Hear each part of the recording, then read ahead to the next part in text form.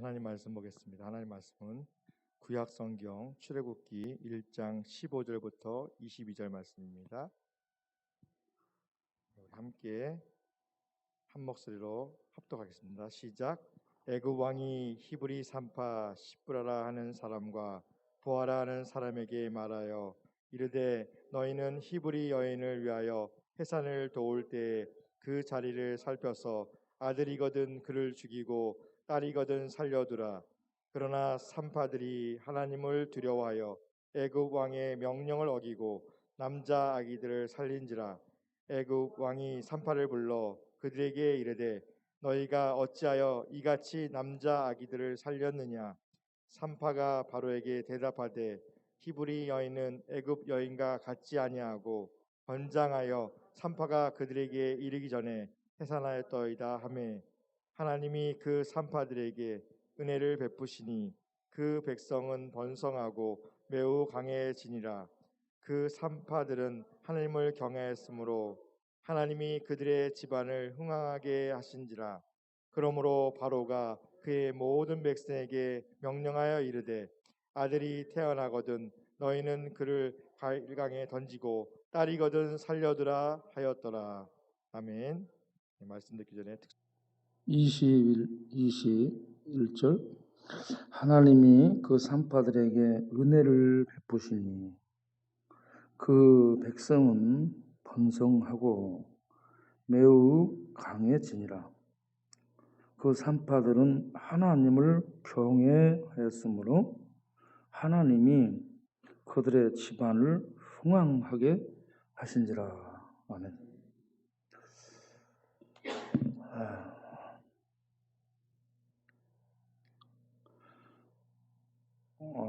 안영 권사님이 나오셨네요. 우리 김가진 권사님도 나오시고 오늘 대표기도 김가진 권사님 매주 대표기도를 시키세요. 여러분 우리 안영 권사님 이번에 법인 사길사 인터넷 홍보대사로 선정되었습니다. 박수로 축하를 드리겠습니다. 인터넷에 우리가 이 바깥에서 이렇게 홍보하는 이 홍보대사는 장로님인데 인터넷에서 이렇게 하는 사람이 없어요. 그래서 인터넷에 제가 이걸 들어가서 전부 이렇게 하고 있었거든요. 너무 이게 일이 많아. 시간이 그쪽으로 또 많이 이렇게 못하고 그래서 그쪽을 누가 담당해 주면 좋겠다 싶어가지고요. 추천해서 안양 원사님을 이렇게 인터넷 홍보대사로 임명을 하게 됐습니다. 인터넷에 들어가서 우리 사역의 활동 내용을 홍보하는 겁니다. 우리 권사님 그 일을 잘 하실 줄로 믿습니다. 다시 한번 박수를 드리겠습니다.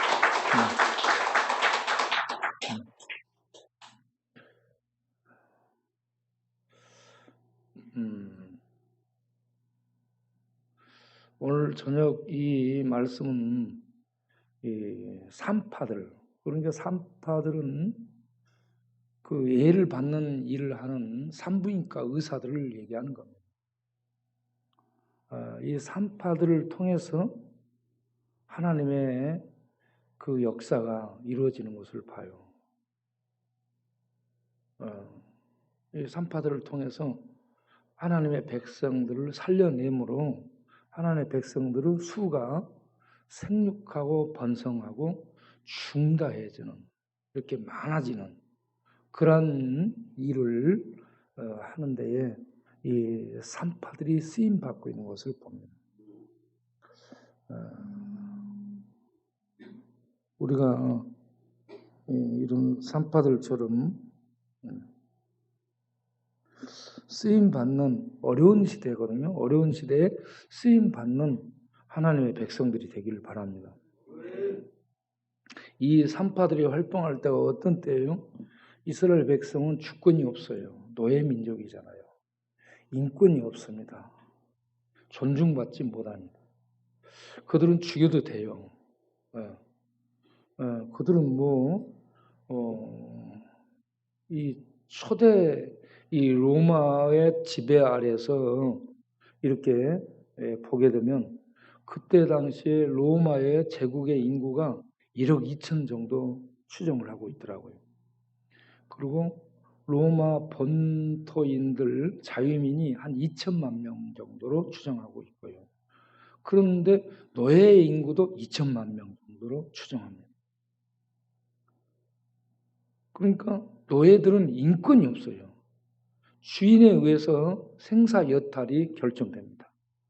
그러다가 좋은 왕들을 만나는 시기가 되면 그 왕들에 의해서 노예의 인권 생명이 존중받고 보장되고 그런데 노예라는 신분은 없어지지 않더라고요. 그리고 그들이 어떤 일을 잘 하거나 특별한 공을 세우거나 그러면 노예에서 신분이 자유민으로 해방을 받게 되고 해방을 받는데 사회의 중요한 요직에는 절대 들어갈 수 없습니다.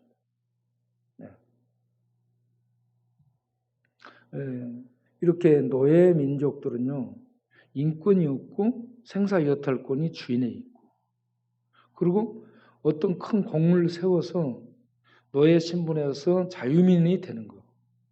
자유민이 되는 이건 놀라운 영광이에요. 자유민이 되는데도 신분 상승이 안 됩니다.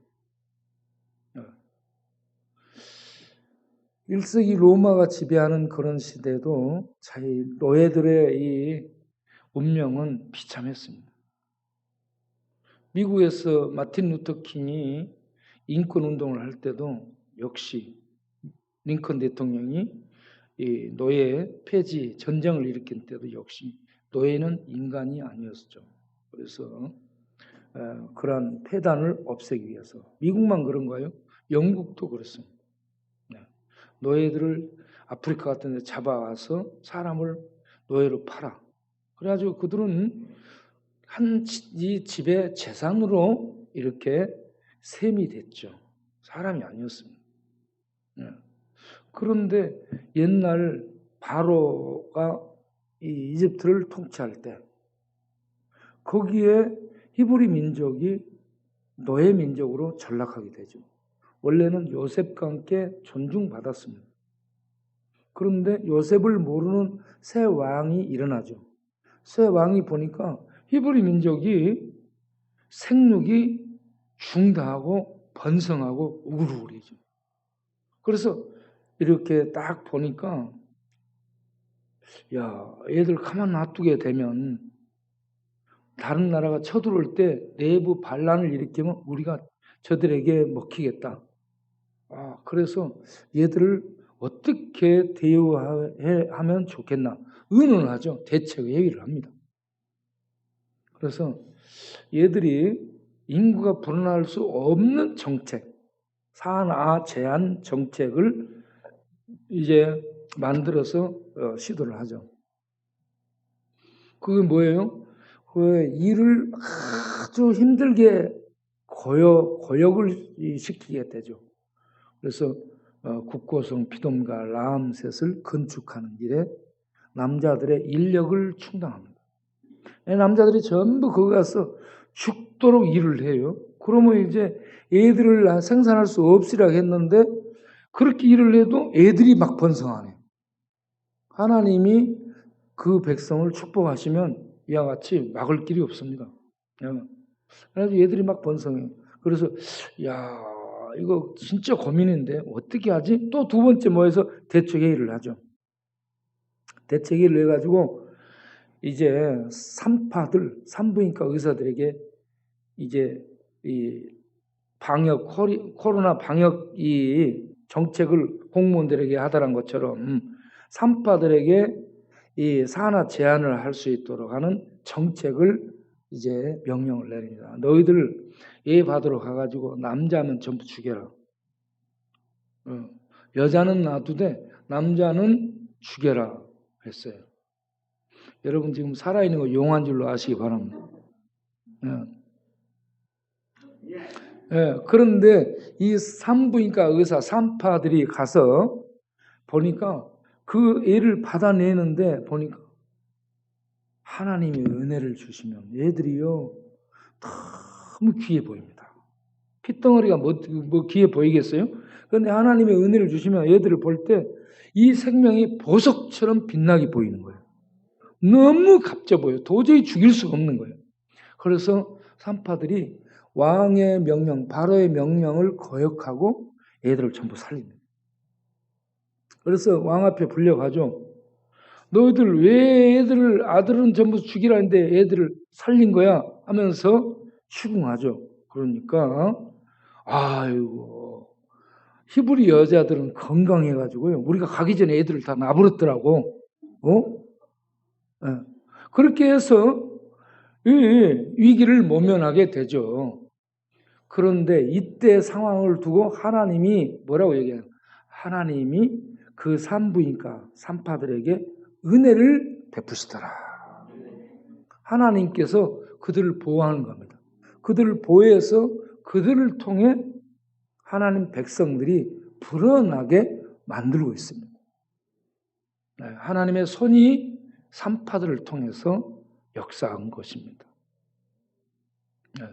그런데 이 산파들은 어떤 사람들이었냐? 여기에 보게 되면 산파들의 정체성이 나오는데 그들이 여호와를 경외했더라. 할렐루야. 하나님을 믿는 백성인데 특별히 여호와를 경외했다라고 말씀합니다. 여기서 경외했다라는 이 말은 두려움으로 공포심을 가지고 그 대상을 대하는 것입니다. 그러면 그분의 하신 말씀이 너무 엄중하고 무겁기 때문에 그 말씀을 거역하지 않고 순종하는 겁니다. 그래서 바로 왕의 말보다 하나님의 말씀을 더 귀히 여겨서 그 말씀을 순종하는 것을 경외라고 얘기합니다. 경외. 하나님의 말씀을 경외하는 산파들. 그러므로 그 산파들을 통해 어떤 역사가 일어나요? 하나님 백성들이 막 많아져. 노예 상태인데 하나님 백성들이 막 많아지는 역사가 있고 이 일에 쓰임받은 그들은 하나님이 축복하심으로 그들 가정이 형통했습니다. 형통했다는 것은 쭉쭉 뻗어나갔다 하는 얘기입니다. 잘 되었다 하는 얘기입니다. 네. 안 되면 어떻게 해요? 그냥 자는데 이 대들보가 무너져가지고 죽고 그렇습니다. 자는데 여러분 잘 때 조심하세요.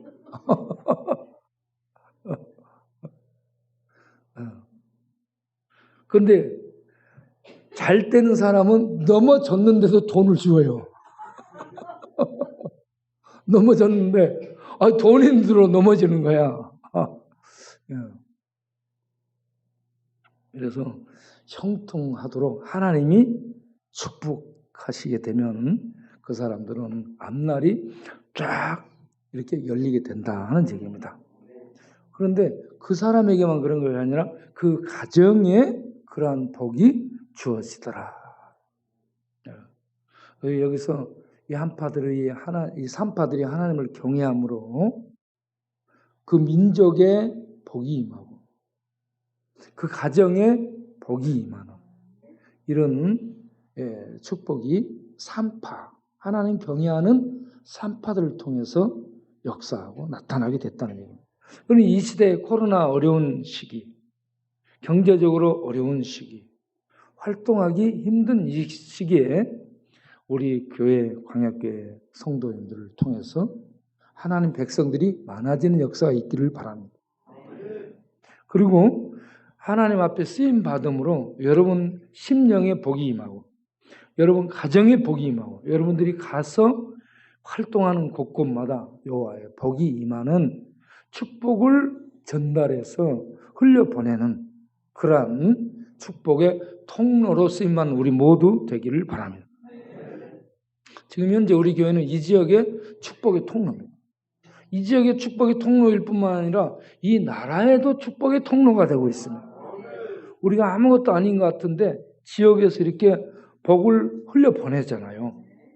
복을 흘려보내는 이게요. 아브라함이 준 복이고요. 축복의 복의 근원이고요.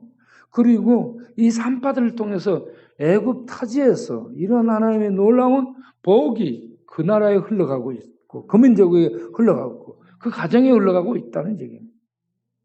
그래서 여호와를 경외하는 사람, 여호와를 믿는데 경외함으로 믿는 그 사람을 통해 놀라운 하나님의 축복이 흘러간다. 여러분이 그런 사람이 되기를 소원하시길 바랍니다. 이러한 것들을 소원하는 것을 경건한 열망이라고 얘기합니다. 경건한 소원. 이런 경건한 소원이 우리에게 있기를 바랍니다. 세상 사람들은 어떤 소원이 있어요? 복권 타서 한 방에 부자 되면, 광야교회에 내가 20억 당선되면 한 1억 정도 헌금하겠다. 20억 당선되면 한 10억 정도 준다면 몰라. 그런데 20억 복권 얘기하면서 한 1억 정도 얘기하니까 내가 봐도 너는 복권 안 맞아. 그러면.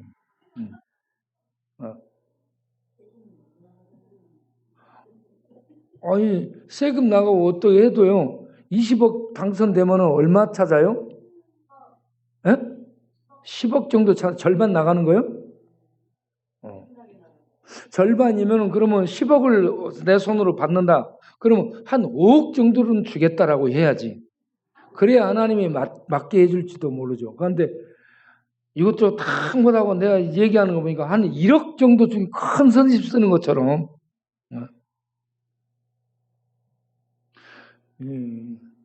여러분, 이 복권도 이렇게 보니까 앞에다가 이렇게 써놓았어요.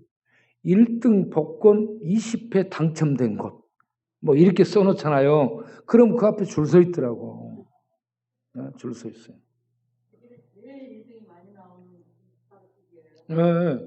저 두 군데예요. 길 앞에요. 횡단보도 역 앞에서 건너가서 맞은편에 있는 거기도 그거 써놨고요. 하나는 요쪽 포장마차 옛날에 했던 저 중소기업은행 앞에 거기에 포장마차에서 복권 파는 그 집도 그거 써놨습니다. 줄 서 있고. 이사 왔어요? 어떻게 그렇게 잘하세요? 수상한데 복권 샀어요? 5만 원. 한 1억 정도짜리라도 맞도록 하세요. 우리 여기 있는 분들이 한 1억 정도만 한 10명 맞아도 그러면 헌금 안 하고 얼추로 사라진단 말이에요. 그러니까 이 세상 사람들은 이런 복권 맞아서 한탕 꿈을 생각합니다. 우리 동네에서 형제들 만나서 얘기하면 며칠 한 3일 잠 못 자는 형제가 있어요. 그 친구는 교회 안 나와. 그런데 열심히 운동해. 공원 가서요. 날마다 그냥 열심히. 나중에는 이 강변길 있잖아요. 한강. 그걸 먼 길이라게. 그 한강변 길을 걷고 거기서 운동하고 있어요. 그렇게 운동하고 저녁에 수면제를 먹어야 잠을 잡니다. 그렇지 않으면 잠을 못 자는 친구. 그래서 밤에 잠 못 자면 어떻게 되냐 물어보니까 화면이 딱 뜬대요. 화면에 뜨면 거기에 상상하면 이 모든 것들이 막 움직이기 시작합니다. 그 화면을 상상하다가 또 다른 화면으로 상상이 옮겨가면 또 다른 창이 열린대요. 그래서 거기서 또 창에서 막 상상해. 상상은 아래를 펴는 거야. 또 뭐 이쪽에 창이 열리고. 그래서 한 3일 정도를 환상 속에, 상상 속에, 공상 속에서 여기 갔다 저기 갔다 공상으로 날아다녀.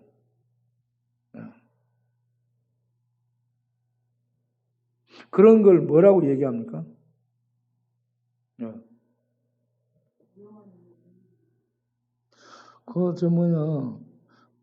그 병자예요, 병자. 잠 못 자고 그렇게 이런저런 몽상, 상상, 이 현실적이지 못한 이 공상 속에 있는 그 병이죠, 병. 이런 사람도 있고 그렇습니다. 그러니까 세상 사람들은 한탕의 꿈을 꾸고요. 흔쾌 이렇게 잡아가지고 뭐가 될 것을 생각하는데, 우리 예수 믿는 사람들은 하나님을 경외함으로 이 하나님의 영광스러운 도구로 쓰임 받고자 하는 경건한 소원을 가질 수 있는 우리들이 되기를 바랍니다. 그리고 여호와를 경외한다. 이 경외한다는 것이 뭘까요? 잠언 9장 10절에 보게 되면 여호와를 지혜의 근본은 여호와를 경외하는 것이다라고 얘기했습니다. 여호와를 경외하게 하는 것이 뭐다? 지혜입니다. 지혜. 사람들이 지혜하게 되면 똑똑함을 얘기하죠. 성경은 지혜를 똑똑함으로 말하지 않아요. 지혜는 하나님을 경외하는 겁니다. 하나님을 경외하는 근본이라는 말은 하나님을 경외하는 출발이 지혜입니다. 이 근본이라는 단어가 출발, 시작 이런 얘기입니다.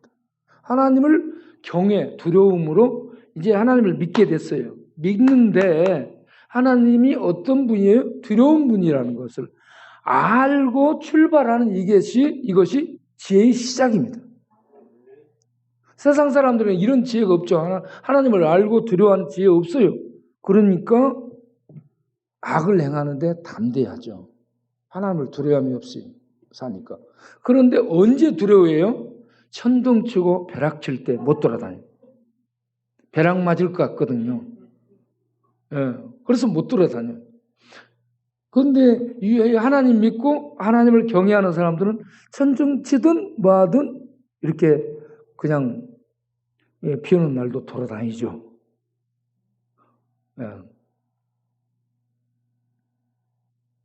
잠언 9장 10절을 띄워줘 보세요. 여호와를 경외하는 것이 지혜의 출발이다. 지혜의 시작이다. 지혜의 근원, 셈이라는 얘기입니다. 지혜의 의미가 하나님 경외하게 하는 것입니다. 하나님 경외하는 것은 그 하나님의 그 크심과 그 어미로우심이 너무 위대하시기 때문에 그분 앞에서 삼가며 조심하며 그분을 맘 상하지 않도록 옷깃을 여미는 이게 경외하는 자세죠. 그래서 예배 들어올 때도 쓰리빠 틱틱 끌고 이렇게 오는 것이 아니고 막 이렇게 아무렇게나 하고 오는 것이 아니고 어떻게 하고 오라 했어요? 단정하게 이렇게 준비하고 오시라라고 말씀을 드리죠. 냄새 안 나게 좀 깨끗하게 해가지고 이렇게 나오라라고 말씀을 드리는 것입니다. 하나님을 경외할 수 있는 이 자세, 이것을 우리가 터득하는 것이 공부 잘해서 머리 좋아서가 아니고 지혜를 얻음으로. 그 다음에 계속 띄워줘 보세요. 9장 10절 뭐라고 했어요? 거룩하신 자, 하나님을 달리 말할 때 거룩하신 분이라 하죠. 초월자입니다. 거룩이라는 것은 인간 세계하고는 근본이 다른 초월자를 거룩이라고 얘기해요. 우상은 더러운 존재입니다. 우상은 거짓된 거고 사람들이 만들어 놓은 거. 그런데 하나님은 거룩한 초월자예요. 이 인간 세계하고는 다른, 질이 다른, 근본이 다른 분이라는 얘기입니다. 그걸 우리말로 거룩한 분이라고 얘기해요. 거룩하신 분을 아는 거, 알다 이거는 경험해서 만져서 확인하고 존재를 믿는 거. 이것이구나. 아는 것을 말하는 겁니다. 이렇게 거룩하신 하나님을 아는 것을 명철이라고 하는. 명철이라 이것이 똑똑함입니다. 명철이 똑똑함이에요. 또 명철은 똑똑함, 이해함, 그리고 이 의미를 아는 통찰. 이것이 이런 사물의 이치들을 아는 것을 통찰력이라는 겁니다. 이거 이렇게 된 거지. 이런 거 아는 거 통찰력. 그래서 하나님을 경외하는 출발이 지혜고요. 이 지혜를 갖게 되면 우리가 생활하면서 살아가면서 명철함, 사물들의 근본, 사물들의 원리, 사물들의 이 구성 요소, 이것은 이런 의미구나, 이것은 이런 것이구나, 통찰, 이런 것들을 알게 되는데 이걸 명철함이라고 얘기해요. 똑똑함이에요, 똑똑함. 이해력이라고 얘기하죠. 하나님을 알게 되면 세상 사람들이 모르는, 학교 공부 안 해도 명철함이 있습니다. 똑똑함이 있어요. 이걸 지혜라고 또 혼동해서 얘기를 하기도 하죠. 그런데 지혜는 하나님 경외하게 하는 거. 경외. 이때 쓰는 겁니다. 세상 똑똑함은 명철이에요. 명철하게 이 사물들을 이치를 파악해서 이것이 이렇구나 설명하고 그걸 밝히 그 근본까지 아는 것이 명철입니다. 지혜는 하나님을 아는 겁니다.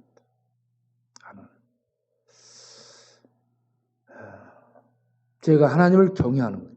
하나님을 경외하는 거예요. 자, 그런데 이런 하나님을 경외하게 되려면 어떻게 해야 되는가? 하나님을 경외하려면 어떻게 해야 되는가?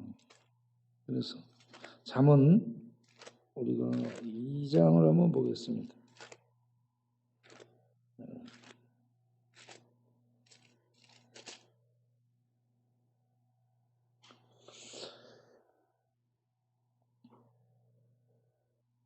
잠언 2장 5절.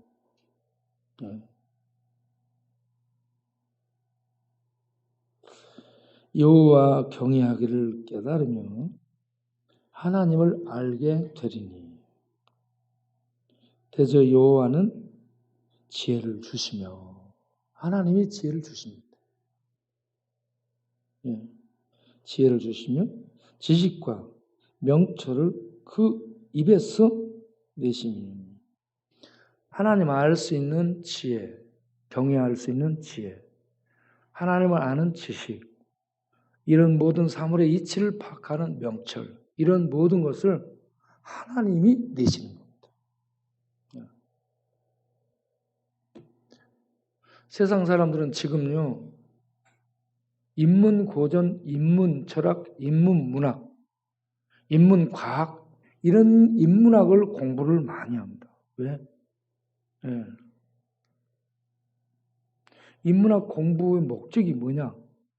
사물의 근본 이치가 무엇인지를 추정하는 겁니다. 월스트리트, 월가에 가게 되면요, 거기에 투자자들이 그곳을 잡고 있죠. 그러면 그 투자하는 사람들이 투자의 방법 해가지고 책을 많이 써내요. 사람들은 그것만 봐. 그런데 투자 방법, 그들이 한 투자 방법을 보고 읽고 배워도 투자하면 실패합니다. 그런데 그 사람들은 성공해요. 왜 그러냐?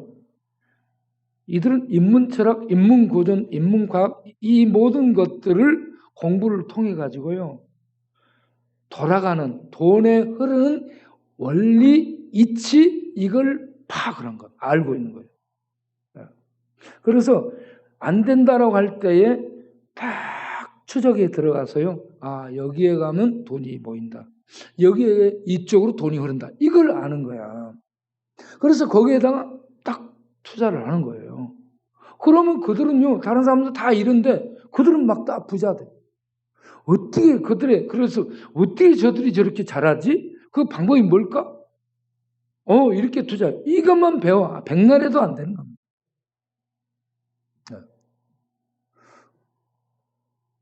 그래서 그들이 공부하는 게 이 인문, 이 고전, 인문 철학을 통해 가지고 들어가서요, 이치, 흐름의 원리, 구조의 기본, 이런 것들을 딱 보고요, 이걸 보는 것을 이해력을 갖다, 통찰력을 갖다, 근본을 파악하다, 이렇게 얘기하죠. 이런 근본을 파악하게 하는 것이 인문고전.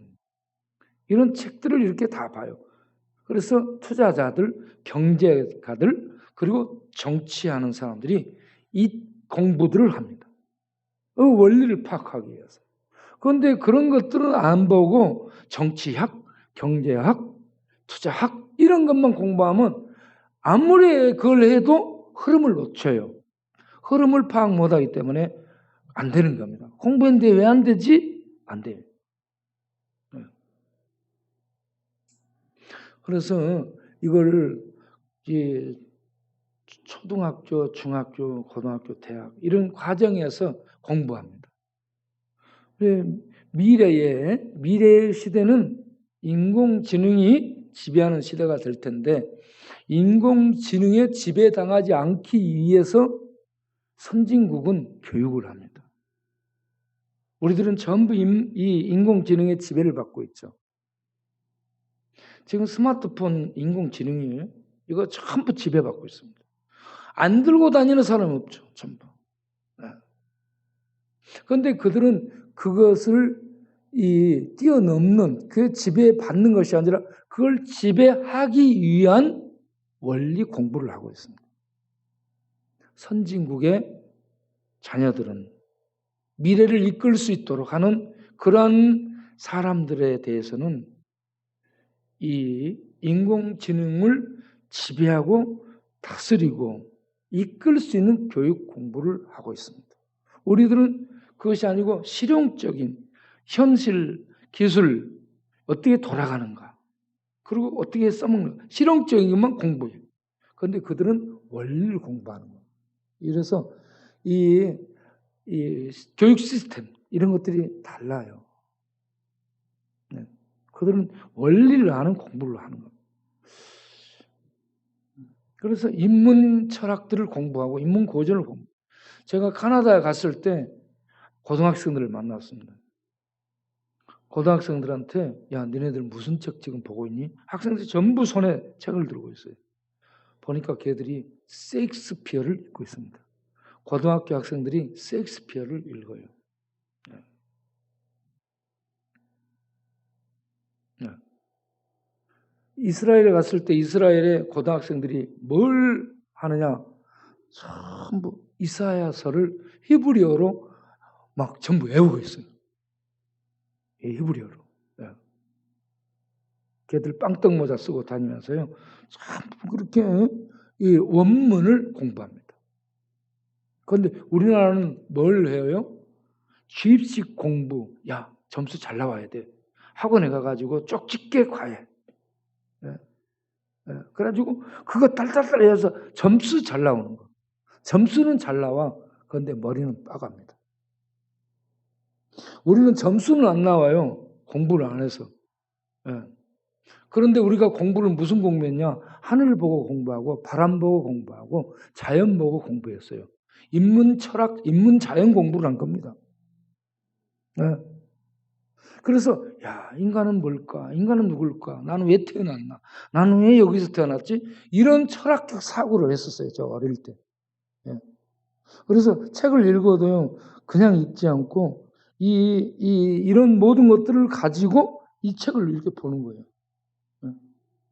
예. 내 나름대로 독서법이죠. 예. 그래서 이거 딸딸딸 외워갖고 막 이렇게 점수 잘 맞고 나는 그런 걸 별로 원치 않아요. 점수 맞는 거 상관 안 해요. 그냥 이걸 이치를 파악하고 그런 것을 생각하고자 하는 거죠. 철학적인. 여러분 그렇게 철학적이 되기를 바라요. 그런데 인문고전 아무리 해봐도요. 원리 아무리 터득해도 내가 깨달은 것이 하나님의 지혜의 그 세계, 하나님의 그 창조의 세계, 생명의 세계, 진리의 세계 못 들어가는 거예요. 그 세계를 하나님이 열어서 보여주는 게 성경이고요. 성령의 빛입니다. 그래서 성경을 읽고 성령의 도움 속에서 성경의 이해를 알게 되면 성경 말씀은 생명 문자입니다. 하늘의 영적 언어예요. 영의 말씀이에요. 성경 말씀이. 하나님의 이 말씀이신 예수님은 영입니다. 영이면서 인격이에요. 인격. 문자가 아니에요. 기록된 문자가 아니고 살아있는 생명이면서 우리하고 소통할 수 있는 말씀이에요. 네. 신비예요. 신비. 이걸 해석이 안 되는 거예요. 고대 상용 문자, 고대 이란 문자 해석 못하는 것처럼 이 예수님의 이 말씀 자체를 해석을 할 수 없어요. 이걸 해석해 줄 수 있는 그런 역할을 하시는 분이 성령입니다. 그래서 하나님은 예수님을, 말씀이신 예수님을 보낸 거예요. 히브리인들은 공부해서 말씀인 예수를 몰라요. 눈앞에 보면서도 몰랐어요. 그런데 이 말씀이신 예수님을 누가 와서 설명해줘요? 성령이 빛을 비춰 이해력을 주고, 그리고 설명해줘, 깨닫게 해줘. 그래서 성령의 조명을 통해서 이 말씀, 살아있는 말씀이신 하나님의 이 실체를, 근본을 알게 되는 겁니다. 그러면 그 근본을 알게 되면요, 모든 이해를 초월한, 모든 구조를 초월한, 모든 능력을 초월한 하늘의 지혜, 하늘의 그 진리의 세계, 그 빛 속에 들어가서 그 빛을 맛보고 이해를 하게 되면 영혼이, 우리의 영혼이요, 그 빛 가운데서 확 살아나고 넓어지고 깊어지고 춤을 추고 뛰어나오며 미쳐버리는 거예요. 미치고 환장한다는 말이 그때 써지는 거예요. 놀랍습니다. 하나님의 그 빛의 세계를 만나면 어떻게 해요? 말을 못할 때 나오는 게 뭐예요? 와, 이러고 있는 거예요. 하나님의 세계를 만나면요, 말이 안 돼. 말이 안 돼. 와. 이런데 이 속에서 말이 되죠. 예? 그러고 있는데, 와. 그러면서 말이 안 되는데 말이 되는 게 말이에요. 예. 하나님을 만나면 그렇게 됩니다. 이게요, 말이 안 되는데 말이 통하면서, 그러면서 이게 말이 되고, 그래가지고 새롭게 구조가 형성되고요. 그 사람의 이 모든 사고, 이해력, 이 모든 이 시스템들이 재편되는 겁니다. 철학적 지식, 과학적 지식, 인문학 고전적 지식, 이런 것들은 초등학문이에요, 이제. 그 높은 고차원이라는 그 근본 원리를 알게 되는 이런 모든 것들이 성경의 그 고차원의 지식, 말씀, 진리를 만나서 딱 들여다보게 되면 이거는 저 아래에 있는 거예요. 옛날 우리들이 초등학교 다닐 때 학교 운동량이 얼마나 컸습니까? 학교 운동량이 크고 교실도 크고, 아니 뒷산도 엄청 높았죠. 근데 나중에 커가지고 가서 보면 운동량이 주먹만 해요. 야, 교실 정말 작은데 그때 교실이 얼마나 막 크고 높고 그랬어요. 그리고 산이 얼마나 이렇게 우람하고 높았습니까? 다니면 힘들고. 그런데 나중에 보면은, 야, 저게 참 저렇게 낮네. 응? 네. 그런 것처럼 우리들이 막 인문고전, 인문철학 막 난리를 치고 그쪽으로 들어가서 원리를 이해하고 터득하고 난리하고 공부하는데, 나중에 하나님을 만나 하나님의 진리의 세계, 거기에 들어가서 그 진리의 빛으로 이렇게 보게 되면 조망만 하고, 이게 동산만 하고, 이 그 큰 바다가 저수지만 하고 막 그렇게 되는, 별것 아니에요. 하나님은 바다를 통해 한 방울, 바다를 이렇게 이 한 방울처럼 이렇게 바다를 보는 거예요. 그리고 하나님의 손으로 바닷물을 이렇게 담아서 한 방울, 두 방울 정도 측량하면 바다가 끝나는 거예요, 샘이. 네. 그런데 우리는 바다를 어떻게 해야 돼? 들어가 수영해도 못해. 네. 하늘과 땅 차이입니다. 하나님의 지혜와 우리 인간의 지혜는 하늘과 땅 차이. 그래서 하나님 앞에서는 어떻게 돼? 말이 안 나와가지고, 와, 이것을 뭐라고 얘기해요? 이사야가 9장 6절에 원더풀이라. 와, 말을 못해요. 하나님의 아들이 우리에게 태어나는데, 그 하나님의 아들의 생명과 능력의 신비가 이 땅에 은혜와 진리로 나타났어. 그런데 세상에 감춰져 있네. 세상 사람들은 봐도 모르네. 그런데 그걸 보고 있는 그가, 와, 우리가 예수님을 이렇게 와 하고 보면서, 원더풀 하고 우리 영이 막 말을 해. 말할 수 없는 우리는 말이 안 되는데 우리 영은 그 하나님을 영적으로 보면서 속에서 말이 나오는데 이게 뭐로 나오냐면 찬양으로 나옵니다.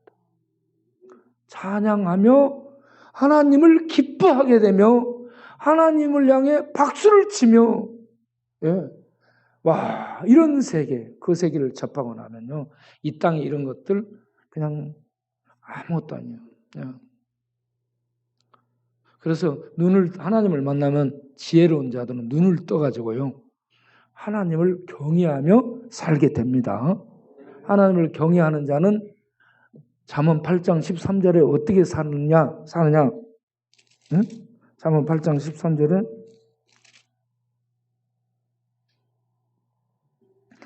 여호와를 경외하는 지혜를 가진 자는 어떻게 한다? 악을 떠난다. 악을 미워한다라고 얘기합니다. 13절. 네. 악을 미워한다. 악을 미워한다라는 말이 있죠. 미워한다 이 말이 똥을 혐오하다 이 말이에요. 똥을 밥상에다가 갖다 앉혀놓고 밥하고 같이 먹는 사람이 있어 없어요? 네? 그거는 노망든 환자들이나 그럴 수 있죠. 정상적인 사람은 똥하고 진해하고 바퀴벌레 이런 거 진리게진 것 이런 막 이 송장 썩는 냄새 나는 송장 뼈다고 이런 걸 갖다 놓고 밥상에 같이 밥 먹고 그런 사람이 있어 없어? 그런 거 전부 혐오하니까 어때요? 갖다가 흙에다 묻어요. 인간하고는 달라. 그래서 인간 세계에서 갖다가 송장은 썩으니까 냄새 나니까 버리는 거죠. 무덤이죠, 무덤. 이걸 갖다 놓으면 냄새 나서 더러워서 못 사는. 그래서 썩는 것을 혐오하면서 가증스럽게 여겨서 버리는 거죠. 악을 그렇게 대하라는 얘기입니다. 악을. 하나님이 왜 악을 그렇게 미워하기 때문에 여호와를 경외하면 악을 미워하게 돼요. 악을 미워하게 되면 어떻게 될까요? 죄를 떠나는 삶을 살게 되는 겁니다. 죄를 떠나는 삶을 여러분 막 그렇게 살라 해서 되는 것이 아니고 하나님의 이 말씀과 진리와 성령과 지식이 들어오면 본인 속에서요 하나님을 경외함으로 말미암아 악을 멀리하고 떠나는 그리고 그 악을 미워하는 혐오하는 이런 삶을 살게 돼요. 그러면 세상 사람들과는 다른 결이 다른 질이 다른 같이 사는데 삶의 양태가 다른 이러한 하나님을 경외하는 성도의 모습이 나오는 거죠. 그걸 가리켜 성도라고 하죠. 성도. 성자는 거룩할 성자고요. 도자는 물이라는 얘기입니다. 거룩한 백성이라는 얘기입니다. 하나님의 백성을 하나님이 그렇게 칭해주죠. 그러면 그건 어떻게 돼요? 세상과는 질이 다른, 세상과 살되 다른 삶을 산다. 네. 우리들이 여호와를 경외함으로 악을 미워해서 세상 사람들과는 다른 삶을 사는 그런 우리가 되기를 바랍니다. 자, 그렇게 여호와를 경외하면 축복이 어떻게 오느냐? 잠언 10장 22절. 잠언 10장 22절 이것만 보겠어요? 다 같이 읽어보겠습니다. 여호와를 경외하면 장수 10장 27절. 내가 이 눈이 안 보여가지고 27절이네요. 여호와를 경외하면 뭐한다? 장수한다. 장수라는 말이 뭔 말이냐면 하나님이 생명을 더해주다 이 말입니다. 네. 장수가 무조건 오래 사는 것이 아니고 이 죽을 생명인데 생명을 더해주는 거예요. 이게 장수예요. 생명을 더해주다. 생명이 올라가도록 생명이 올라가도록 해주는 겁니다. 생명을 이 아기는 그 다음에 뭐라 했어요? 아기는 연세가 수명이 끊어진다는 얘기입니다. 그러니까 우리들이요 여호와를 경외하면 생명을 늘 더해 주는 거야. 그래서 죽을 고비를 안 넘기는 사람 없죠. 죽을 고비 넘겨 다 당해. 그런데 하나님이 장수하도록 그 죽을 굽을 넘어서 생명을 다시 살도록 더해주는 거예요. 이게 장수라는 말로 경외하면 장수하고 여호와를 경외하지 않으면 짧아진다. 언제 죽을지 모른다. 예. 걸어가는데 저로 굴러가던 차가 잘못돼가지고 와서 부딪혀서 도보로 걸어가는데 맞아서 죽습니다. 예. 그런데 여호와를 경외하면 차를 타고 와서 차가 뒤집어 굴렀는데도 안 죽고 살아나고 속에. 예. 이렇게 하나님이 생명을 보존해주고 생명을 더해주는 이런 장수의 축복을 누리면서 하나님의 은혜를 세상에 전하는 그런 하나님의 사람들로 여호와를 경외하는 산파들처럼 복된 생애를 사는 우리 모든 성도님들 되시기 바랍니다. 기도하겠습니다.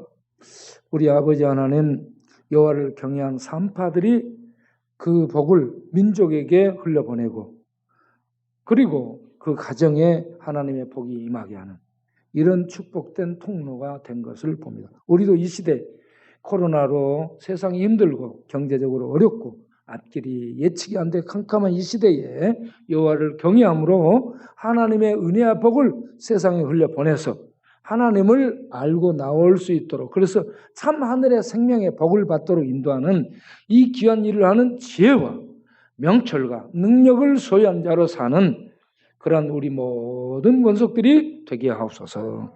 예수님의 이름으로 기도합니다. 아멘.